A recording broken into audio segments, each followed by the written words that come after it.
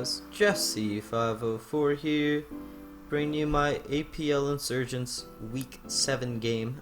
Just a quick post-com. I had to play this one fairly early in the morning just because of time zone differences. Did not feel like I would have made a good video if I was doing a live com then. So we've got a post-com.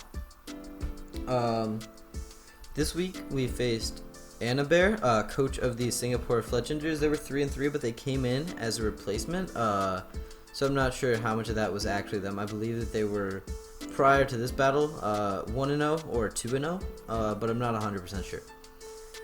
Their team consists of Delta Mega Scizor, Tapu Koko, Silvally, Hawlucha, Suicune, Runerigus, Delta Lantern, Alolan Raichu, Cofagrigus, and Sceptile.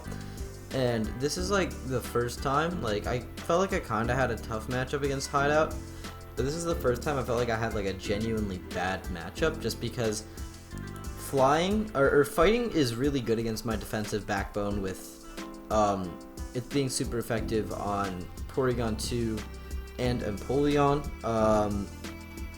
as well, just kind of being able to tear through that. And with the combination of either ice or flying, it then also becomes super effective on my Tangrowth and Tentacruel, which is really the whole defensive backbone of this team.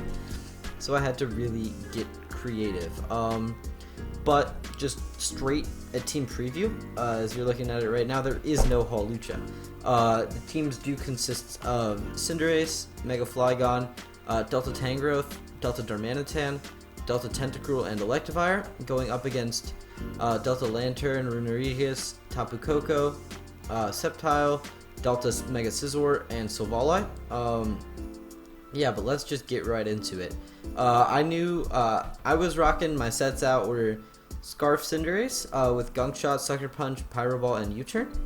Obviously my Mega Flygon with U-Turn, Dracon Voice, Bug Buzz, Fire Blast.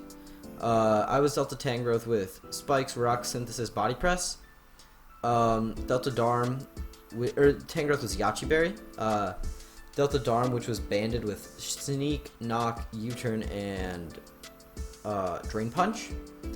Delta Tentacruel, which was physically defensive, with Strength Sap, Sleep Powder, Toxic, and Giga Drain. And then Evire, which was Life Orb, offensive, with Earthquake, and then Elemental Punches, I believe.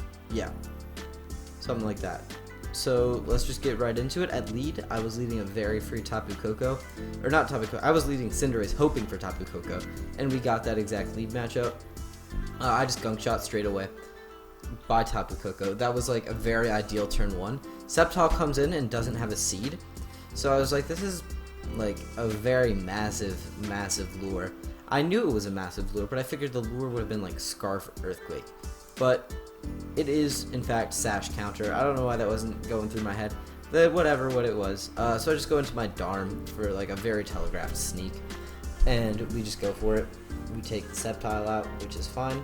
Out comes the Runerigus. I was only doing about 40 with sneak, so it just goes for a Poltergeist.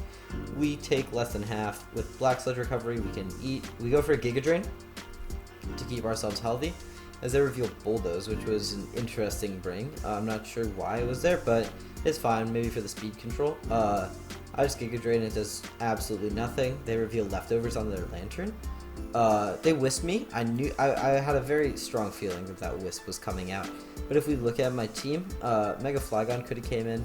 Delta Tangrowth is a wall, but it was designed to be a lure for the Delta Mega Scizor, so that I could take one with the Yachi Berry and then fire back a Body Press and knock it out.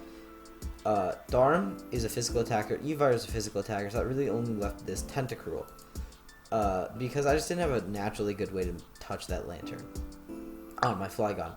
So I just go into my Darm. They burn a turn of sleep. Go Silvally Steel. I just knock, which does almost 50, which is a ton. They just Parting Shot as I go Tangrowth out into the Runerigus. This thing can't really touch me, so I just set my Spikes because I knew that that did more damage. And I only needed one layer to put Silvally in range. Everything else I felt like didn't really matter. I just Mega fire off a Dracon Voice, knock out this Runerigus. They go Delta Scizor, forces me out because of Ice Shard. being a massive threat. I just go into my Tentacle, try to sack. U-turn doesn't even KO me, which is nice. They go Lantern. Lantern, I'll just make the same play. We hoped for no one-turn sleep into Willow there, but fortunately we just go Darm as they sleep. And now here, I knew that I would knock, or I could Drain Punch. Drain Punch would be obviously expecting Scizor or Silvally, but knocking would just knock out this Lantern, and then I would be forced out again. But I just knocked the Lantern, it is gone, and I knew Scizor would come in and force me out, but actually Silvally still comes in, forces me out, I just knock. I'm not sure if that was like a speed tie or whatever, but after the game it kind of revealed it didn't have too much, if anything, to hit me. So I just knocked it, and then here I was just trying to sack to get into a good position in front of this Delta Scizor as it goes for a U-turn, and then I was like trying to play around with Diff in my head. Evire comes out, gets U-turned into. I figured Fire Punch would just KO. It does not, unfortunately. Drain Punch comes out, knocks me out. Here I wanted to go Darm and Sneak, but I wasn't 100% sure if that killed or not. So I just went my Tang.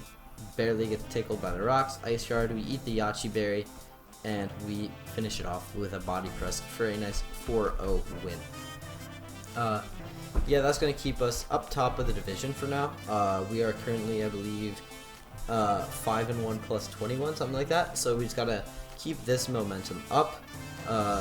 Our last 3 games are somewhat tough as well, so that'll be fun to see.